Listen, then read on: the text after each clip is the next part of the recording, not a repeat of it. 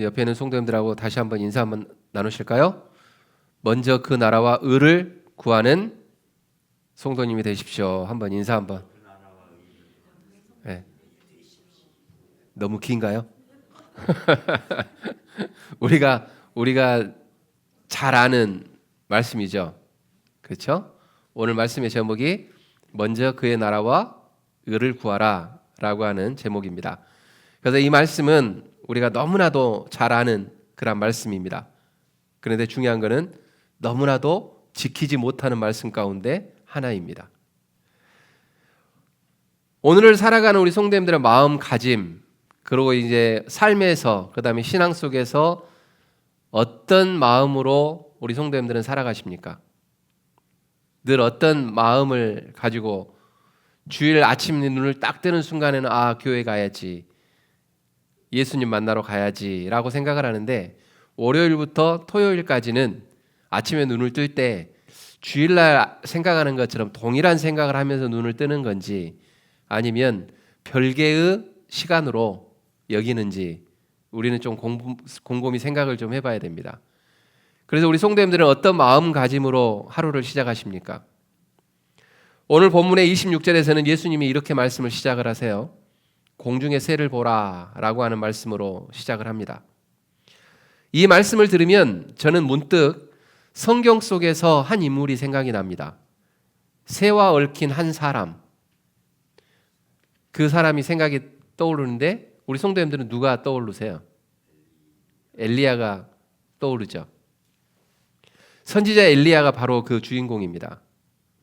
열왕기상 17장 말씀에 보면 하나님은 극심한 가뭄 가운데에서 엘리야에게 그릿 시냇가로 가라고 명령을 합니다.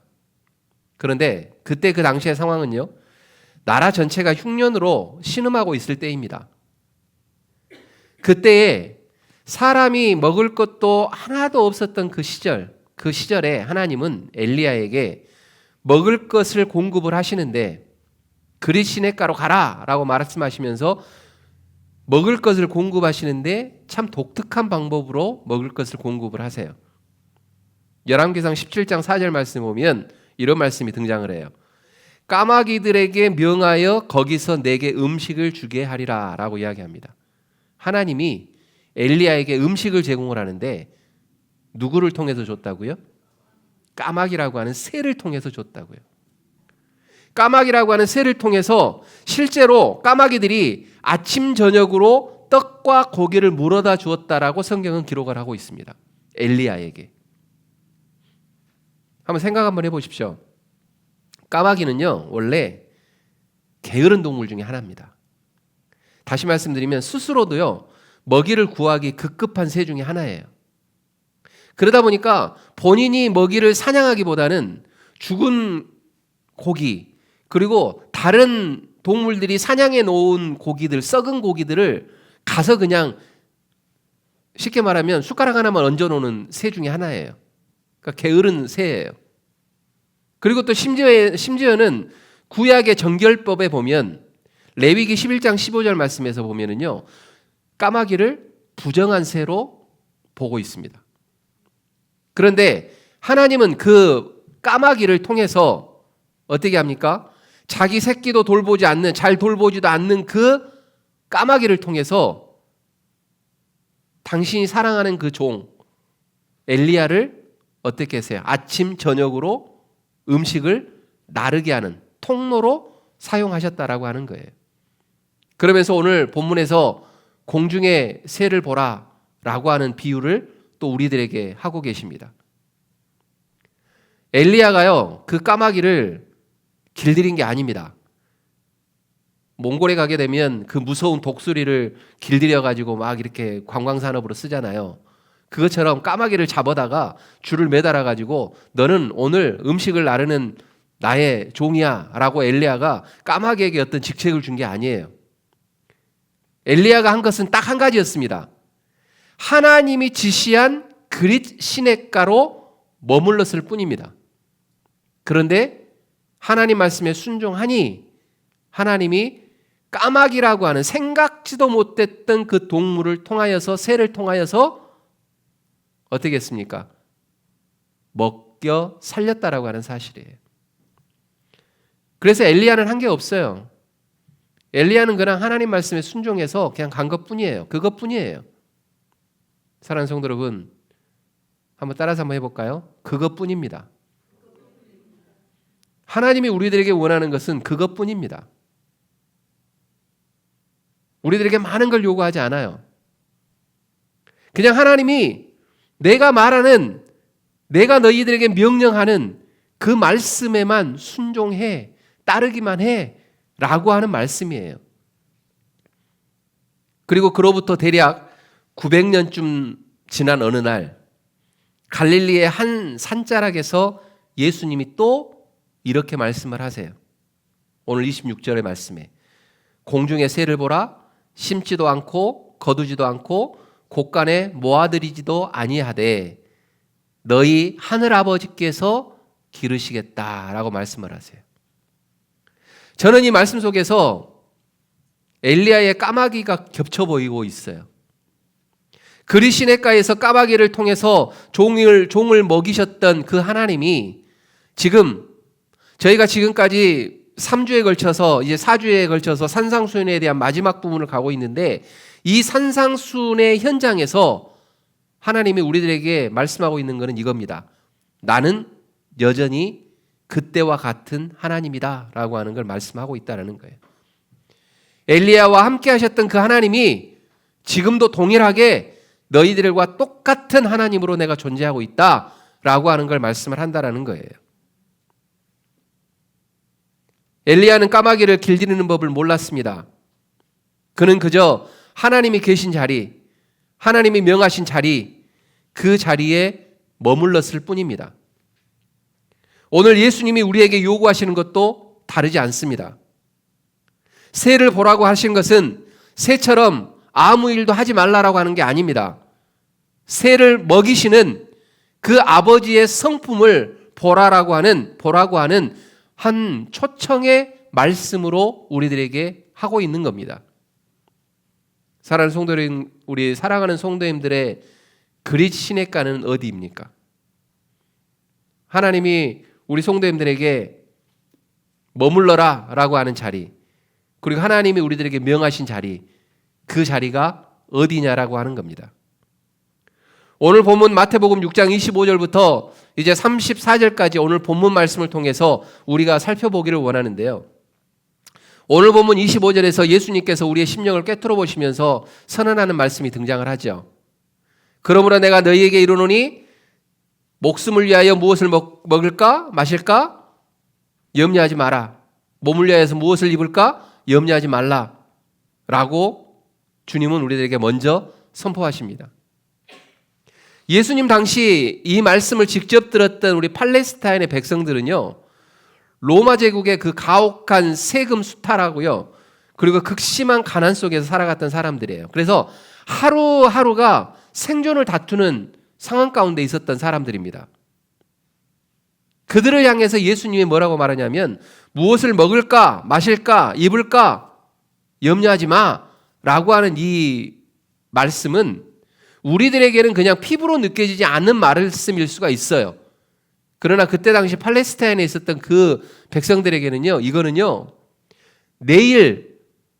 당장 내일 죽느냐 사느냐에 대한 절박한 문제 가운데 있었던 그들에게 하나님이 말씀하시기를 무엇을 먹을까 마실까 입을까 염려하지 마 라고 주님이 이야기하고 있는 거예요. 이거는 단순한 질문이 아니에요, 그들에게 있어서는.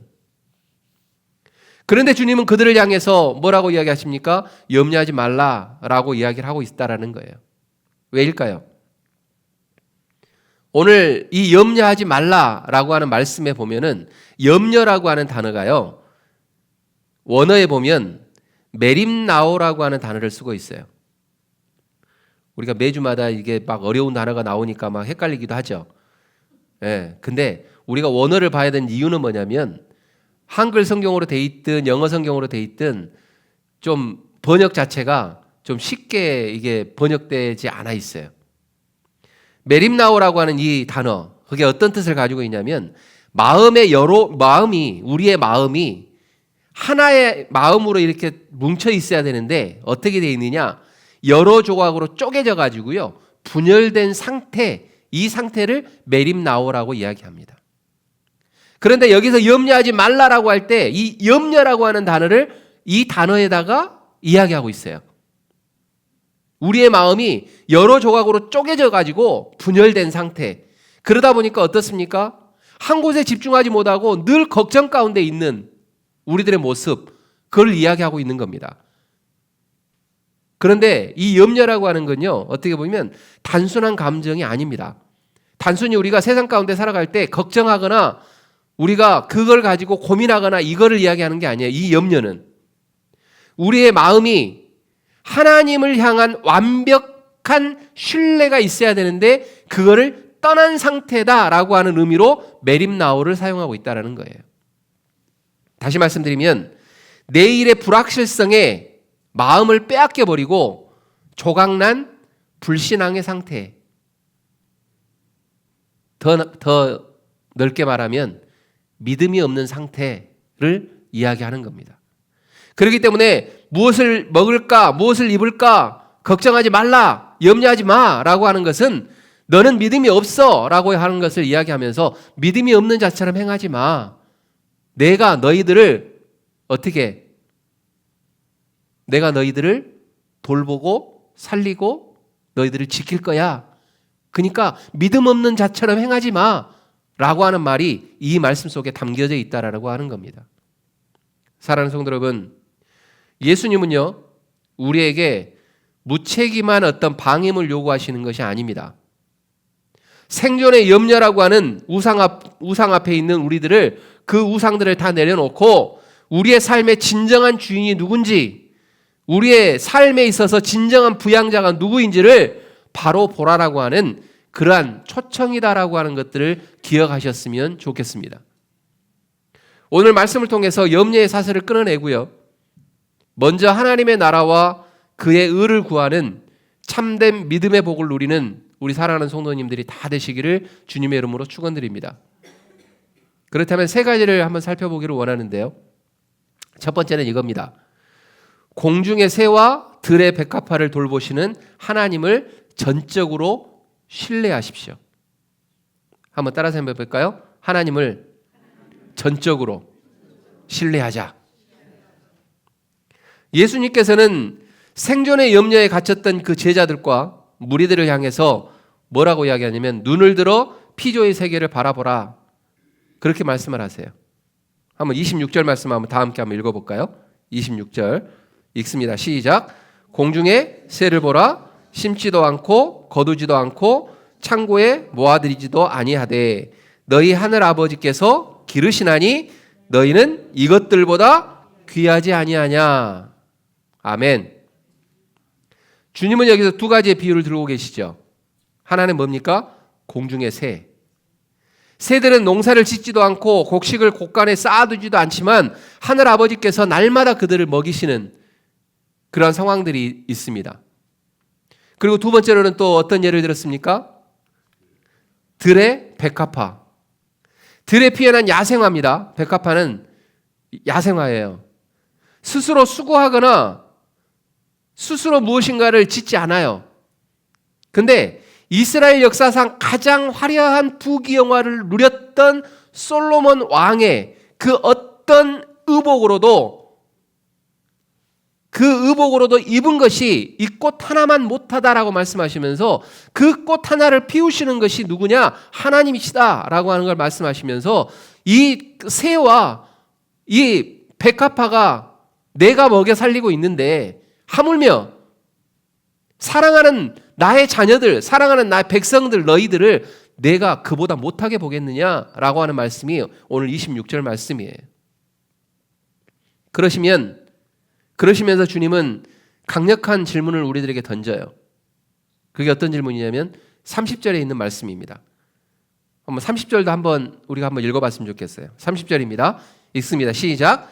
오늘 있다가 내일 아궁이에 던져지는 들풀도 하나님이 이렇게 입히시거든 하물며 너희들일까 보냐 믿음이 작은 자들아.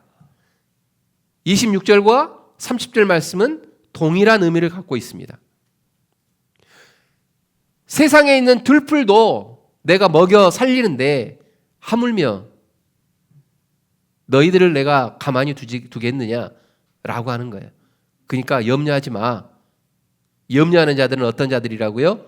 믿음이 적은 자들이다 라고 이야기를 하고 있다는 거예요. 근데 여기서 우리가 집중해야 될 단어 하나가 있습니다. 하물며예요. 하물며. 주님이 자주 쓰시는 이 단어, 라틴어로 뭐라 그러냐면요, 아미노리 아드 마이우스. 참 많은 단어를 알고 계시죠? 예? 왜 이 라틴어를 왜 이렇게 표현하느냐? 이 논법이, 신학적인 논법이 여기에서 나와요. 라틴어로. 무슨 논법이냐? 덜 중요한 것에서 더 중요한 것으로 옮기시는 하나님. 우리는 늘 세상 가운데 살아갈 때 정말 중요한 것이 있는데도 불구하고 늘 우리들이 집중하는 것은 덜 중요한 것에 집중을 해요. 그러면서 결국은 중요한 것을 놓쳐버려요. 그렇기 때문에 여기에서 아미노리 아드 마이우스라고 하는 그 단어를 쓰면서 그 논법을 여기서 사용하고 있는 거예요. 무슨 논법이에요? 하물며 논법이에요. 한번 따라서 한번 해볼까요? 하물며 논법.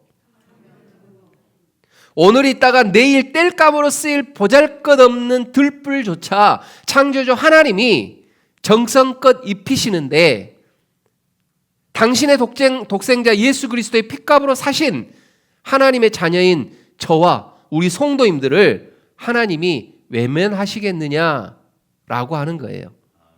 이게 하물며 논법이에요. 다른 교회에서는 절대 안 가르쳐줘요. 하물며 논법. 오늘 예배드리고 돌아가시면 딱 기억하십시오. 하물며 논법. 뭐예요? 뜻을 알아야지. 하물며 논법 그런 다른 사람 모르잖아요. 뜻이 뭡니까? 그렇죠. 덜 중요한 것에 집중하고 있는 우리를 중요한 것으로 하나님이 인도하신다라고 하는 의미를 갖고 있어요. 한번 성경을 한번 보죠. 광야 40년 동안 이스라엘 백성이요. 우리 성경을 자세히 보세요. 씨를 뿌렸습니까? 씨를 거두었습니까? 아무것도 할 수 없는 그 광야에서 하나님은 날마다 하늘에서 만나를 내려주시고 반석에서 물을 내셨던 분이 하나님이세요. 왜요? 하나님의 백성들이니까. 하나님이 그들을 돌보셨다라고 하는 거예요. 그래서 하이델베르그 그 요리문답이라고 하는 책이 있습니다. 그 요리문답의 책의 27문에 보면 하나님의 섭리를 너무나 잘 표현한 문장이 있어요. 뭐라고 표현해놨냐면 이렇게 표현해놨습니다. 하나님의 전능하신 손길로 하늘과 땅과 모든 피조물을 유지하시고 다스리심으로 먹을 것과 마실 것, 건강과 부와 빈곤, 참으로 모든 것이 우연이 아니라 그분의 아버지 같은 손길로부터 우리에게 왔다라고 신앙고백서에서는 고백을 하고 있어요. 우리의 삶은 불안한 미래에 매여 있는 것이 절대 아닙니다. 우리를 지극히 사랑하시는 바로 하늘아버지의 전능하신 손길에 있습니다. 그런데 우리는 늘 덜 중요한 것에 집중하다 보니까 이 하나님의 손길, 하늘아버지의 그 전능하신 손길을 어때요? 놓쳐버린다는 사실이에요. 그렇기 때문에 오늘 예수님이 우리들에게 이야기하는 것은 그걸 놓치지 마, 염려하지 마 라고 우리들에게 격려하고 있다라고 하는 겁니다. 27절 말씀 한번 볼까요? 27절 다 함께 읽습니다. 시작. 너희 중에 누가 염려함으로 그 키를 한 자라도 더할 수 있겠느냐. 누가 염려한다 그래가지고 우리가 자연적으로 우리가 이제 각자 주어진 DNA에 맞게끔 키가 성장을 하는데 내가 어떤 염려를 한다고 한치의 어떤 키가 더 자라고 덜 자라고 하겠냐라는 거예요. 요즘에 의학적으로도 막 키를 더 키운다고 하지만 그러나 하나님이 말씀하시는 거는 염려하지 마. 네가 성장하는 것 그거는 자연의 법칙 가운데 하나님이 너에게 이미 허락하신 복이야 라고 하는 거예요. 그렇기 때문에 염려는 내일의 문제를 해결해 주지 못합니다. 오늘 오직 오늘의 평안을 빼앗을 뿐이지 그 염려는 절대 우리들에게 평안을 주지 못한다는 거예요. 사랑하는 아들까지 십자가에 내어주신 그 하나님의 아버지께서 그분을 온전히 신뢰하면 이 모든 것들, 이 모든 염려에서 벗어날 수 있게 해주겠다라고 주님은 이야기하고 있는 이 말씀을 우리 성도님들이 믿으셨으면 좋겠습니다. 하물며 법칙. 하나님은 늘 우리에게 이러한 사랑을 베풀어 주십니다. 그리고 두 번째는 이방인의 구함을 버리고 영적 우선순위를 바로 세우는 겁니다. 예수님께서는 하나님을 알지 못하는 세상 사람들의 삶의 방식과 성도의 삶의 방식을 명확하게 대조합니다. 본문 31절과 32절입니다. 31절과 32절 보면 그러므로 염려하여 이르기를 무엇을 먹을까 무엇을 마실까 무엇을 입을까 하지 말라. 이는 다 누가 하는 거라고요? 이방인들을 구하는 것이다 라고 이야기를 하면서 너희 하늘 아버지께서 이 모든 것이 너희에게 있어야 할 줄을 이미 어떻게 한다고요? 이미 알고 계신다라고 이야기를 하고 계세요. 여기서 주님이 말씀하시는 이방인, 이것은 단순한 어떤 혈통적인 이방인을 이야기하지 않습니다.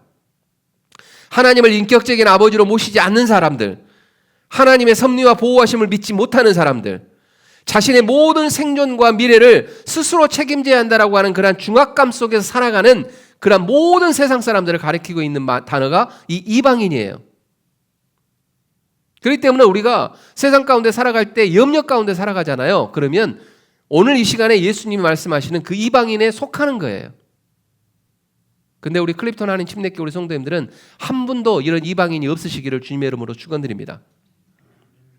이방인들의 삶의 목적은 딱 하나입니다. 무엇을 먹을까, 무엇을 마실까, 무엇을 입을까라고 하는 물질적인 소유, 그리고 안전망에 대한 고정. 그렇기 때문에 늘 덜 중요한 것에만 집중하고 살아가는 거예요. 그러나 예수님은 우리들에게 단호하게 선언하고 계시죠. 너희 하늘 아버지께서 이 모든 것이 너희에게 있어야 할 줄을 아시느니라. 여기에 한 단어가 빠진 것 같아요. 이미 알고 계시느니라. 할렐루야. 사랑하는 성도 여러분, 하나님은 우리의 필요를 모르는 무관심한 분이 절대 아니십니다. 구하기 전에 우리에게 무엇이 필요한지 완벽하게 아신 분이다라고 말씀에서 선언을 하고 계십니다. 그렇다면 성도님들은 무엇을 구하며 살아가셔야 될까요? 이제 예수님이 우리들에게 말씀하실 때 염려하지 말라, 염려하고 걱정하고 하는 것들은 누가 하는 거라고요? 이방인들이 하는 거라 그랬어요. 그러면 성도로서 어떻게 살아가야 될까? 무엇을 구하면서 살아가야 될까? 이제 산상수훈에 있어서 우리가 이제 4주 동안 쭉 보고 있지만 산상수훈의 가장 핵심이라고 하는 말씀이 여기에서 등장을 해요. 그게 뭐냐면 33절입니다. 한번 33절을 우리가 큰 목소리로 최대한 이 말씀이 내 삶에 들어와서 나를 움직일 수 있는 원동력이요 힘이 될 수 있다라고 하는 그런 마음을 가지고 33절을 고백하는 마음으로 한번 읽어봤으면 좋겠습니다. 33절입니다. 시작. 그런즉 너희는 먼저 그의 나라와 그의 의를 구하라. 그리하면 이 모든 것을 너희에게 더하시리라. 할렐루야. 주님은 우리의 삶의 영적 우선순위를 명확히 제시하고 있습니다. 여기에서 우리가 주목해야 될 단어는 먼저입니다.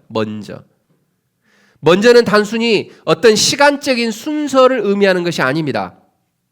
내 삶의 가장 존엄한 최우선의 가치가 무엇이냐라고 하는 것을 의미하고 있는 그러한 단어가 먼저라고 하는 단어입니다. 그리고 우리가 구해야 될 것, 먼저 구해야 될 것이 무엇이냐라고 했을 때 그의 나라를 먼저 구하라고 이야기합니다. 여기서 그의 나라라고 하는 것은 바실레이아입니다. 이 바실레이아라고 하는 뜻은 영토의 개념이 아니에요.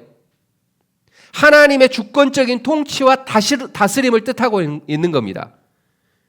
다시 말하면 내 뜻과 내 야망이 이루어지는 것이 아니고 내 가정과 직장, 사업체와 교회가 하나님의 거룩한 왕권 아래 복종하기를 구하는 것, 이게 바실레이아예요. 우리가 구할 것은 무엇이냐? 그의 나라를 구하는 것인데 그게 뭐냐면 하나님의 거룩한 왕권, 그 아래에서 내가 복종하면서 하나님 살아가겠습니다라고 하는 걸 먼저 구하라고 하는 거예요. 이게 성도의 삶이에요. 이게 성도에게 원하는 하나님의 모습이에요. 우리 클립턴 한인 침례교회 성도님들은 이 나라를 구하시기를 주님의 이름으로 축원드립니다. 세상에 헛된 것, 허망한 것, 그런 거 구하지 마시고 오늘 이 시간 예수님이 우리들에게 구하라고 하는, 먼저 구하라고 하는 그 나라를 구하시는 우리 모든 성도님들이 되셨으면 좋겠다라고 하는 겁니다. 그리고 그의 의를 구하라고 이야기합니다. 이 의는 무엇을 뜻합니까? 우리 자신의 어떤 도덕적인 공로를 의미하는 게 아닙니다. 옳을 의에 대한 어떤 한자적인 의미가 아닙니다. 예수 그리스도께서 십자가에서 완성하시고 우리에게 전가해 주기 원하시는 바로 구원의 의를 말씀하고 있는 겁니다. 그 의에 합당하게 하나님의 공의와 정직을 따라가는 삶, 그거를 구하라라고 이야기하고 있는 거예요. 한번 따라서 한번 해볼까요? 하나님의 공의와 정직을 따라 사는 삶. 예수님이 우리들에게 구하라고 하는 것은 바로 이러한 삶입니다. 사랑하는 성도 여러분, 우리가 하나님의 나라와 의를 삶의 최우선 순위로 두고 순종할 때 하나님은 우리들에게 약속한 게 있어요. 그게 뭡니까? 그리하면 뭐라고 말씀하셨어요? 이 모든 것을 너희에게 더하시리라. 너희에게 주겠다라고 말씀을 하고 있어요. 이건 약속이에요. 하나님이 약속하시는 거예요. 여기에서 또 원어적으로 우리가 살펴보면 이 더하시리라고 하는 이 단어는요, 수동태의 의미를 가지고 있습니다. 우리가 생존을 위해서 몸부림치지 않아도 주권자이신 하나님께서 우리의 일상적인 필요를 은혜의 선물로 부가적으로 채워주시겠다라고 하는 약속이다라고 하는 거예요. 사랑하는 성도님들은 물질을 왕으로 섬기지 않고 하나님을 왕으로 섬기시기를 주님의 이름으로 축원드립니다. 물질은 나를 지배하는 우상이 아니라 하나님이 공급하시는 거룩한 도구임을 기억하셨으면 좋겠습니다. 그리고 세 번째로는 내일 일을 염려하지 말고 오늘 주어진 말씀에 순종하라라고 주님은 말씀을 하고 있습니다. 34절 말씀에 이렇게 이야기하시죠. 그러므로 내일 일을 위하여 염려하지 말라. 내일 일은 내일이 염려할 것이요 한날의 괴로움은 그날의 족하니라 라고 말씀합니다. 예수님은 성도가 미래를 준비하는 것 자체를 금지하고 있는 게 아니에요. 미래를 위해서 뭐 노력하고 공부하고 하는 것들을 금지하고 있는 게 아니에요. 주님이 경고하시는 것은 아직 오지도 않는 그 내일의 그 짐과 불안을 가지고 오늘 그것을 당겨가지고 스스로 영적으로 파괴하는 불신앙의 염려를 가지지 말라라고 하는 이야기예요. 구약 성경에 보면 민수기와 출애굽기에 나오는 만나의 법칙을 우리 성도님들은 잘 아실 겁니다. 하나님은 광야에서 이스라엘 백성에게 딱 하루치의 만나만 거두게 하셨습니다. 지난주에도 말씀을 드렸던 부분이에요. 욕심을 부려서 내일 쓸 것까지 미리 거두었던 그 사람들의 만나는 어떻게 하셨습니까? 벌레가 생겨서 다 썩어져서 없어지게 됩니다. 썩어서 악취가 나고 벌레가 생겼습니다. 근데 하나님은 왜 그렇게 하셨을까요? 하나님은 백성들이 쟁여둔 창고를 믿고 사는 것을 원치 않으셨습니다. 날마다 상급이 되시는 하나님을 매일 의지하는 법을 가르쳐주기 위해서 하나님은 만나라고 하는 보관할 수도 없는 그 음식을 내려주시면서 오늘 내려주시는 그 음식에 만족하는 그러한 성도들을 하나님이 원하셨기 때문에 그 만나의 법칙을 주셨다라고 하는 겁니다. 그렇기 때문에 34절에서 내일 일은 내일이 염려할 것이요 라고 하는 말씀은 그 원어적인 뉘앙스에서 보면 내일의 근심은 내일이라는 날에게 맡겨두어라. 네가 걱정하지 마라. 네가 걱정할 일이 아니다 라고 하는 걸 이야기하고 있는 거예요. 왜냐하면요, 내일의 시간도 누구의 손에 있습니까? 하나님의 주권 아래 있습니다.